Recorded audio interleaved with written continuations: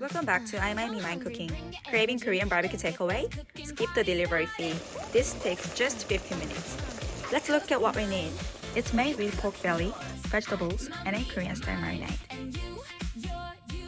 Start by slicing the onion. Nothing fancy here. Slice the carrot, it gives a little sweetness. Slice the leek. You can use any part of the leek, and spring onions can be used instead.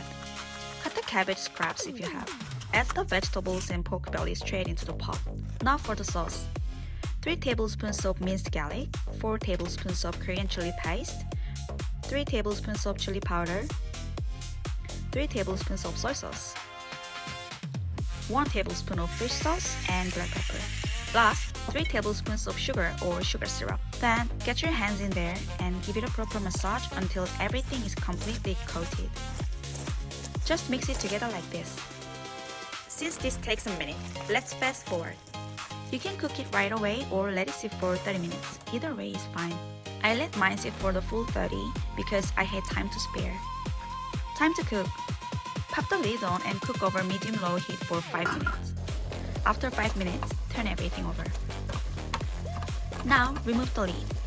Cook over low heat for another 5 to 10 minutes until the excess liquid reduces and the sauce turns rich and glossy. Keep the heat low.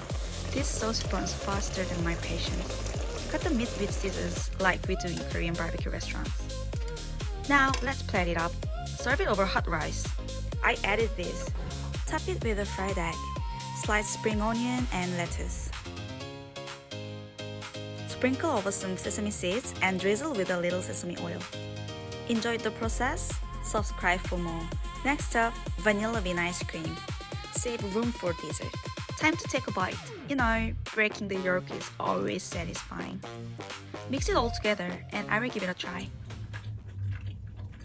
Can you hear the sound?